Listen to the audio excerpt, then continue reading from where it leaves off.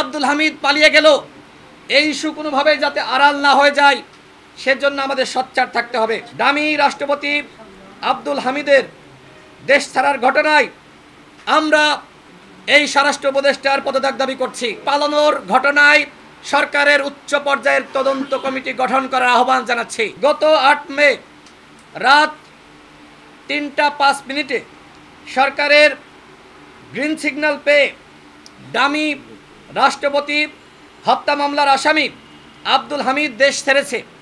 এই যে সরকারের সবুজ সংকেত, এই বক্তব্য এসেছে প্রায় অধিকাংশ গণমাধ্যমে। এই ঘটনায় রাঘব বোয়ালদের বাঁচাতে 4 জন পুলিশের নিরপরাধ কর্মকর্তাকে প্রত্যাহার বা বদলি করা হয়েছে। আমরা এই ঘটনার তীব্র নিন্দা এবং প্রতিবাদ জানাই এবং অনতিবিলম্বে তাদের বদলি আদেশ প্রত্যাহার করতে হবে এবং উদর পিণ্ডি বুদর ঘাড়ে চাপানোর আওয়ামী চরিত্র থেকে সরকারকে বের হয়ে আসার আহ্বান জানাচ্ছে গণ অধিকার পরিষদ।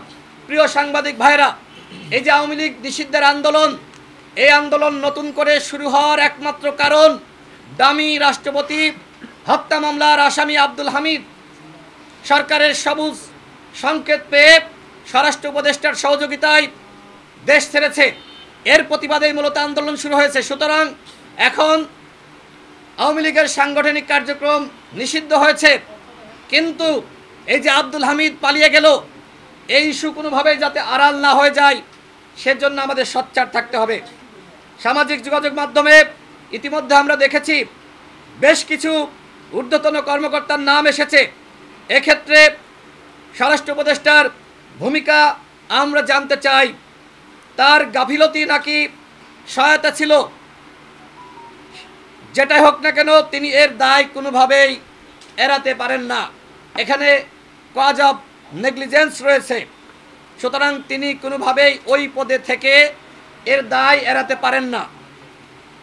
দামি রাষ্ট্রপতি আব্দুল হামিদের দেশ ছাড়ার ঘটনায় আমরা এই স্বরাষ্ট্র উপদেষ্টার পদত্যাগ দাবি করছি এবং ঘটনার সুষ্ঠু তদন্তে সরকারের উচ্চ পর্যায়ের তদন্ত কমিটি গঠন ও দোষীদের বিরুদ্ধে দৃষ্টান্তমূলক শাস্তির দাবি করছি।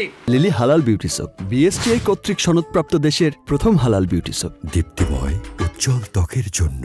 শুধুমাত্র আব্দুল হামিদই না, ওবায়দুল কাদের সহ দামি এমপিরা কিভাবে পালিয়ে গেল, কেন এসব ঘটনার সরকারের কোনো সুষ্ঠু তদন্তের উদ্যোগ নাই। এক্ষেত্রে সন্দেহ থেকে যায় আব্দুল হামিদের মতন আওয়ামী লীগের দামি এমপি মন্ত্রীদের সরকার সেফ এক্সিট দিয়েছে কিনা। ইতিমধ্যে কিন্তু সেই সন্দেহ সংশয় রয়েছে। ওবায়দুল কাদের 3.5 মাস বাংলাদেশে নিরাপদে ছিল, তাকে কেন গ্রেপ্তার করা হয়নি? কেন আওয়ামী লীগের দামি এমপিরা, কেন 14 সালের সেই ভুয়া এমপিরা, 18 সালের নিশিরাতের এমপিরা, কেন 24 সালের দামি মামি স্বামী এমপিরা গ্রেপ্তার হচ্ছে না? এবং তাদের অনেকে আমরা দেখতে পাচ্ছি যে লন্ডনে তারা আমোদ ফুর্তি করছে, বিয়ের অনুষ্ঠানে যাচ্ছে, মাখামাখি করছে। কিভাবে তারা পালিয়ে গেল? আমরা এটিও জানি অভ্যুত্থানের পরে সেনা হেফাজতে 626 জন আওয়ামী লীগের নেতাকর্মীদেরকে আশ্রয় প্রশ্রয় দেওয়া হয়েছিল। প্রধান উপদেষ্টাকে আমরা প্রশ্ন করছি, আপনি দায়িত্ব নেওয়ার পরে কেন সেই তালিকা এখনো পর্যন্ত প্রকাশ করেননি? তাদের কয়জন গ্রেপ্তার হয়েছে আর কয়জন পালিয়ে গেছে, কাদের সহযোগিতায় পালিয়ে গেছে? আমরা তার জবাব চাই।